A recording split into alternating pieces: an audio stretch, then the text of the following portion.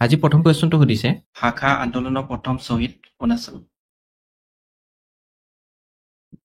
শুদ্ধ অপশ্যনটো হ'ব option B Ranjit Borpujari.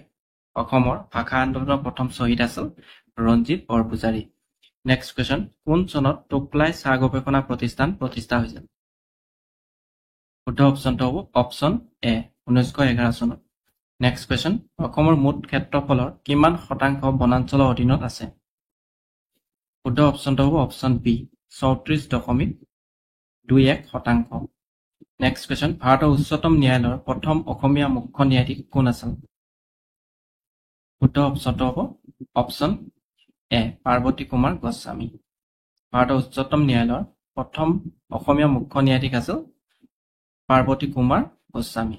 Next question, ভাৰতত ব্ৰহ্মপুত্ৰ নদীৰ মুঠ দৈৰ্ঘ্য কিমান? কি সুধিছে ভাৰতত ব্ৰহ্মপুত্ৰ নদীৰ মুঠ দৈৰ্ঘ্য কিমান? শুদ্ধ অপশ্যনটো হ'ব অপশ্যন এ 916 কিলোমিটাৰ। ভাৰতত ব্ৰহ্মপুত্ৰ নদীৰ মুঠ দৈৰ্ঘ্য হ'ল 916 কিলোমিটাৰ। নেক্সট কুৱেশ্যন, আমচাং বন্যপ্ৰাণী অভয়াৰণ্য অসমৰ কোনখন জিলাত অৱস্থিত? শুদ্ধ অপশ্যনটো হ'ব অপশ্যন ডি কামৰূপ মহানগৰ। আমচাং বন্যপ্ৰাণী অভয়াৰণ্যখন কামৰূপ মহানগৰত অৱস্থিত। নেক্সট কুৱেশ্যন, অসমত কেতিয়া পৰিবহণ বিভাগ প্ৰতিষ্ঠা কৰা হৈছিল? শুদ্ধ অপশ্যনটো হ'ব অপশ্যন বি 1948 চনত। 1948 চনত অসমত পৰিবহণ বিভাগ প্ৰতিষ্ঠা কৰা হৈছিল। নেক্সট কুৱেশ্যন, গুৱাহাটী উচ্চ ন্যায়ালয়ৰ প্ৰথম অসমীয়া মুখ্য ন্যায়াধীশ কোন আছিল? শুদ্ধ অপশ্যনটো হ'ব অপশ্যন এ বলিৰাম ডেকা। গুৱাহাটী উচ্চ ন্যায়ালয়ৰ প্ৰথম অসমীয়া মুখ্য ন্যায়াধীশ আছিল বলিৰাম ডেকা। নেক্সট কুৱেশ্যন, সংগীত নাটক একাডেমীৰ প্ৰথম অসমীয়া অধ্যক্ষ কোন আছিল? শুদ্ধ অপশ্যনটো হ'ব option B doctor Bhupen Hazarika. সংগীত নাটক একাডেমীৰ প্ৰথম অসমীয়া অধ্যক্ষ আছিল doctor Bhupen Hazarika. Next question, আহোমসকলৰ শেষৰ ৰাজধানী ক'ত আছিল? শুদ্ধ অপশ্যনটো হ'ব অপশ্যন চি যোৰহাটত। আহোমসকলৰ শেষৰ ৰাজধানী আছিল যোৰহাটত। নেক্সট কুৱেশ্যন, কোন চনত অসমীয়া ভাষাক অসমৰ চৰকাৰী ভাষা হিচাপে গ্ৰহণ কৰা হৈছিল? শুদ্ধ অপশ্যনটো হ'ব অপশ্যন ডি 1960 চনত। 1960 চনত অসমীয়া ভাষাক অসমৰ চৰকাৰী ভাষা হিচাপে গ্ৰহণ কৰা হৈছিল। নেক্সট কুৱেশ্যন, ভাৰতীয় ৰিজাৰ্ভ বেংকৰ প্ৰথম অসমীয়া সঞ্চালক কোন আছিল? শুদ্ধ অপশ্যনটো হ'ব অপশ্যন চি গণেশ ফুকন। ভাৰতীয় ৰিজাৰ্ভ বেংকৰ প্ৰথম অসমীয়া সঞ্চালকজন আছিল গণেশ ফুকন। নেক্সট কুৱেশ্যন, কেন্দ্ৰীয় মন্ত্ৰীসভাত প্ৰথম অসমীয়া কেবিনেট মন্ত্ৰী কোন আছিল?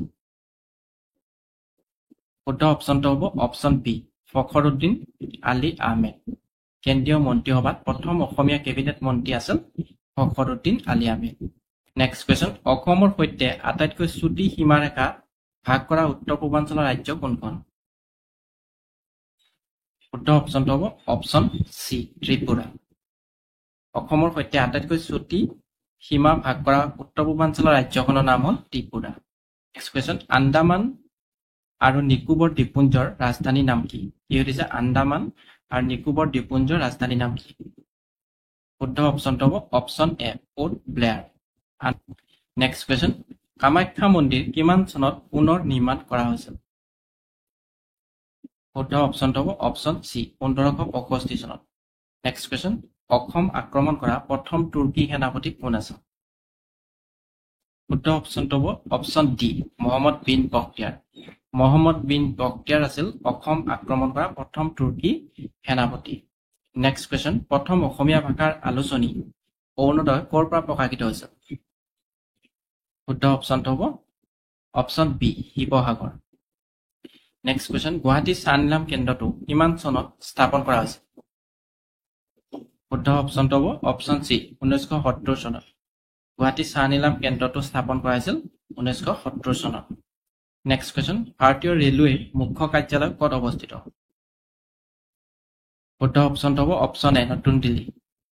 ভাৰতীয় ৰেলৱেৰ মুখ্য কাৰ্যালয় নতুন দিল্লীত অৱস্থিত। নেক্সট কুৱেশ্যন, কোন চনত ভাৰত আৰু পাকিস্তানৰ মাজত চিমলা চুক্তি হৈছিল?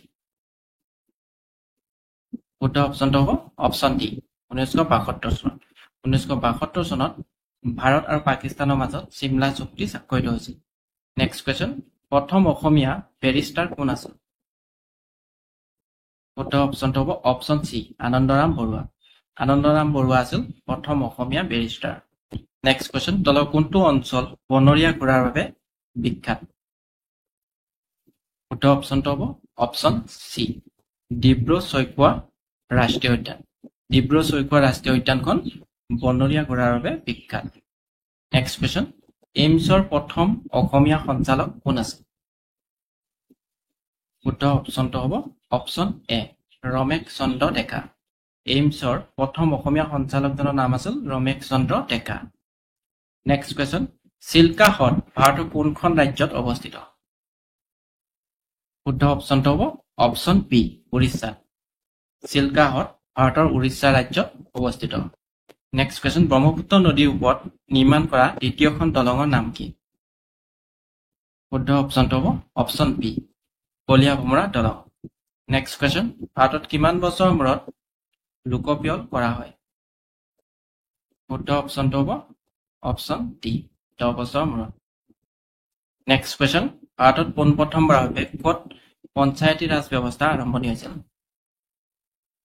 শুদ্ধ অপশ্যনটো হ'ব অপশ্যন এ ৰাজস্থান ৰাজস্থানত প্ৰথমতে পঞ্চায়তী ৰাজ ব্যৱস্থা আৰম্ভণি হৈছিল নেক্সট কোৱেশ্চন কোন চনত ডক্টৰ ভূপেন হাজৰিকাই ভাৰত ৰত্ন সন্মান লাভ কৰিছিল শুদ্ধ অপশ্যনটো হ'ব অপশ্যন ডি 2019 চনত 2019 চনত ডক্টৰ ভূপেন হাজৰিকাই ভাৰত ৰত্ন সন্মান লাভ কৰিছিল নেক্সট কোৱেশ্চন অসম চুক্তিৰ বাবে কোনটো শোধনাগাৰ স্থাপন কৰা হৈছিল শুদ্ধ অপশ্যনটো হ'ব option A Numaligarh next question Tilinga মন্দিৰ অসমৰ কোনখন জিলাত অৱস্থিত শুদ্ধ অপশ্যনটো হ'ব option B Tinsukia next question Dhola Sadiya দলংখন কোনটো নদীৰ ওপৰত নিৰ্মাণ কৰা হৈছে শুদ্ধ অপশ্যনটো হ'ব অপশ্যন বি লোহিত ধলা শদিয়া দলংখন লোহিত নদীৰ ওপৰত নিৰ্মাণ কৰা হৈছে নেক্সট কোৱেশ্চন ধুদৰ আলি কোনে নিৰ্মাণ কৰাইছিল শুদ্ধ অপশ্যনটো হ'ব অপশ্যন বি গদাধৰ সিংহ ধুদৰ আলি নিৰ্মাণ কৰাইছিল গদাধৰ সিংহই নেক্সট কোৱেশ্চন কোনে শকুন্তলা নামৰ অসমীয়া চলচ্চিত্ৰখন পৰিচালনা কৰিছিল শুদ্ধ অপশ্যনটো হ'ব অপশ্যন বি ডক্টৰ ভূপেন হাজৰিকাই ডক্টৰ ভূপেন হাজৰিকাই শকুন্তলা নামৰ অসমীয়া চলচ্চিত্ৰখন পৰিচালনা কৰিছিল নেক্সট কোৱেশ্চন মিৰি জীয়ৰী উপন্যাসখনত কোনখন নদীৰ নাম উল্লেখ আছে শুদ্ধ অপশ্যনটো হ'ব অপশ্যন এ সোৱণশিৰি মিৰি জীয়ৰী উপন্যাসখনত সোৱণশিৰি নদীখনৰ বিষয়ে উল্লেখ আছে নেক্সট কোৱেশ্চন ভাৰতৰ আটাইতকৈ ডাঙৰ সুৰংগ জৱাহৰ ক'ত অৱস্থিত শুদ্ধ অপশ্যনটো হ'ব অপশ্যন ডি জম্মু আৰু কাশ্মীৰত নেক্সট কোৱেশ্চন কাৰ কাৰ্যকালত ভাৰতত প্ৰথম লোকপিয়ল অনুষ্ঠিত হৈছিল শুদ্ধ অপশ্যনটো হ'ব অপশ্যন চি লৰ্ড মেয়ৰ শাসনকালত ভাৰতত প্ৰথম লোকপিয়ল অনুষ্ঠিত হৈছিল নেক্সট কোৱেশ্চন কোনখন দেশত বিশ্বৰ সৰ্ববৃহৎ বাঘ সংৰক্ষিত অঞ্চল অৱস্থিত শুদ্ধ অপশ্যনটো হ'ব অপশ্যন এ ম্যানমাৰত বিশ্বৰ সৰ্ববৃহৎ বাঘ সংৰক্ষিত অঞ্চল অৱস্থিত নেক্সট কোৱেশ্চন ভাৰতীয় সংবিধানত সংশোধনী গণতন্ত্ৰৰ ধাৰণাটো কোনখন দেশৰ সংবিধানৰ পৰা লোৱা হৈছে শুদ্ধ অপশ্যনটো হ'ব অপশ্যন ডি গ্ৰেট ব্ৰিটেইন ভাৰতীয় সংবিধানত সংহতীয় গণতন্ত্ৰৰ ধাৰণাটো গ্ৰেট ব্ৰিটেইন সংবিধানৰ পৰা লোৱা হৈছে নেক্সট কোৱেশ্চন মিৰি জীয়ৰী উপন্যাসখন কিমান চনত ৰচনা কৰা হৈছিল শুদ্ধ অপশ্যনটো হ'ব অপশ্যন চি 1894 চনত 1894 চনত মিৰি জীয়ৰী উপন্যাসখন ৰচনা কৰা হৈছিল নেক্সট কোৱেশ্চন ভাৰতৰ সৰ্ববৃহৎ কেন্দ্ৰীয় শাসিত অঞ্চল কোনখন শুদ্ধ অপশ্যনটো হ'ব অপশ্যন এ লাডাখ ভাৰতৰ সৰ্ববৃহৎ কেন্দ্ৰীয় শাসিত অঞ্চল হ'ল লাডাখ নেক্সট কোৱেশ্চন নিম্নলিখিত কোনখন ভাৰতীয় ৰাজ্যৰ কোনো সামুদ্ৰিক সীমা নাই শুদ্ধ অপশ্যনটো হ'ব অপশ্যন এ ৰাজস্থানৰ কোনো সামুদ্ৰিক সীমা নাই নেক্সট কোৱেশ্চন কোন ৰাজবংশৰ ৰাজত্ব কালত কামৰূপৰ মদন কামদেৱৰ মন্দিৰ নিৰ্মাণ কৰা হৈছিল শুদ্ধ অপশ্যনটো হ'ব অপশ্যন চি পাল ৰাজবংশৰ সময়ত কামৰূপত মদন কামদেৱৰ মন্দিৰ নিৰ্মাণ কৰা হৈছিল নেক্সট কোৱেশ্চন বৰ্তমান সংবিধানৰ 8ম অনুসূচীত কিমানটা ভাষা আছে শুদ্ধ অপশ্যনটো হ'ব অপশ্যন চি 22টা। নেক্সট কুৱেশ্যন, অসম চৰকাৰে অৰুণোদয় আঁচনিখনৰ কেতিয়া মুকলি কৰিছিল? শুদ্ধ অপশ্যনটো হ'ব অপশ্যন ডি 2020 চনৰ 2 অক্টোবৰ তাৰিখে অসম চৰকাৰে অৰুণোদয় আঁচনিখন মুকলি কৰিছিল।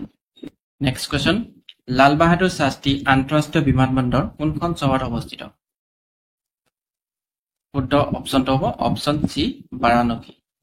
লাল বাহাদুৰ শাস্ত্ৰী আন্তঃৰাষ্ট্ৰীয় বিমানবন্দৰ বাৰাণসীত অৱস্থিত। নেক্সট কুৱেশ্যন, ভিটামিন চিৰ অভাৱত তলৰ কোনটো ৰোগ হয়? শুদ্ধ অপশ্যনটো হ'ব অপশ্যন এ স্কাবি। ভিটামিন চিৰ অভাৱত হোৱা ৰোগটো হ'ল স্কাবি ৰোগ। নেক্সট কুৱেশ্যন, অলিম্পিকত অংশগ্ৰহণ কৰা প্ৰথম অসমীয়া মহিলা খেলুৱৈ কোন আছিল? শুদ্ধ অপশ্যনটো হ'ব option C Lovlina Borgohain. Next question, কোনখন ৰাজ্য বা কেন্দ্ৰীয় শাসিত অঞ্চলত নন্দা দেৱী সিংহ অৱস্থিত? শুদ্ধ অপশ্যনটো হ'ব অপশ্যন চি উত্তৰাখণ্ডত। উত্তৰাখণ্ডত নন্দা দেৱী সিংহ অৱস্থিত। নেক্সট কুৱেশ্যন, তলৰ কোনটো সম্পদ নৱীকৰণযোগ্য? শুদ্ধ অপশ্যনটো হ'ব অপশ্যন এ বায়ুত থকা অক্সিজেন। বায়ুত থকা অক্সিজেন হ'ল নৱীকৰণযোগ্য সম্পদ। নেক্সট কুৱেশ্যন, ভাৰতৰ কোনখন চহৰক পূবৰ এথেন্স বুলি জনা যায়? শুদ্ধ অপশ্যনটো হ'ব অপশ্যন বি মাদুৰাই। মাদুৰাই ভাৰতৰ পূবৰ এথেন্স বুলি জনা যায়। নেক্সট কুৱেশ্যন, ভাৰতৰ ৰিজাৰ্ভ বেংক কিমান চনত প্ৰতিষ্ঠা হৈছিল? শুদ্ধ অপশ্যনটো হ'ব অপশ্যন বি 1935 চনত। 1935 চনত ভাৰতীয় ৰিজাৰ্ভ বেংক প্ৰতিষ্ঠা কৰা হৈছিল। নেক্সট কুৱেশ্যন, চন্দ্ৰযান 3 মিছনৰ আৰম্ভণি তাৰিখ কিমান? শুদ্ধ অপশ্যনটো হ'ব অপশ্যন এ 2023 চনৰ 14 জুলাই তাৰিখ। নেক্সট কুৱেশ্যন, ভাৰতত ডাক ব্যৱস্থা আৰম্ভ কৰা ব্ৰিটিছ গভৰ্ণৰ জেনেৰেলজন কোন আছিল? শুদ্ধ অপশ্যনটো হ'ব অপশ্যন বি লৰ্ড ডেলহাউচি। ভাৰতত ডাক ব্যৱস্থা আৰম্ভ কৰা ব্ৰিটিছ গভৰ্ণৰ জেনেৰেলৰ নাম আছিল জনৰ নাম আছিল লৰ্ড ডেলহাউচি। নেক্সট কুৱেশ্যন, তলৰ কোনটো জীৱাশ্ম ইন্ধন? শুদ্ধ অপশ্যনটো হ'ব অপশ্যন ডি কয়লা। নেক্সট কুৱেশ্যন, আন্তঃৰাষ্ট্ৰীয় ক্ৰিকেট পৰিষদৰ মুখ্য কাৰ্যালয় ক'ত অৱস্থিত? শুদ্ধ অপশ্যনটো হ'ব অপশ্যন চি ডুবাই। আন্তঃৰাষ্ট্ৰীয় ক্ৰিকেট পৰিষদৰ মুখ্য কাৰ্যালয় ডুবাইত অৱস্থিত। নেক্সট কুৱেশ্যন, কোন চনত হাতী সংৰক্ষণ আইনখন গৃহীত হৈছিল? শুদ্ধ অপশ্যনটো হ'ব অপশ্যন বি 1879 চনত। 1879 চনত হাতী সংৰক্ষণ আইনখন গৃহীত হৈছিল। নেক্সট কুৱেশ্যন, অসম ৰত্ন লাভ কৰোঁতা প্ৰথম অসমীয়া মহিলা কোন আছিল? শুদ্ধ অপশ্যনটো হ'ব অপশ্যন বি মামণি ৰয়ছম গোস্বামী। অসম ৰত্ন লাভ কৰা প্ৰথম অসমীয়া মহিলাগৰাকী আছিল মামণি ৰয়ছম গোস্বামী। নেক্সট কুৱেশ্যন, অসম ৰত্ন লাভ কৰা প্ৰথম অসমীয়া ব্যক্তি কোন আছিল? শুদ্ধ অপশ্যনটো হ'ব option A doctor Bhupen Hazarika. Assam Ratna সন্মান লাভ কৰা প্ৰথম অসমীয়া ব্যক্তিগৰাকী আছিল doctor Bhupen Hazarika. Next question, অসমৰ প্ৰথম অৰ্জুন বঁটা লাভ কৰা মহিলা কোন আছিল? শুদ্ধ অপশ্যনটো হ'ব অপশ্যন বি মনালিছা বৰুৱা। মনালিছা বৰুৱা মেহতা। অসমৰ প্ৰথম অৰ্জুন বঁটা লাভ কৰোঁতা আছিল মনালিছা বৰুৱা মেহতা।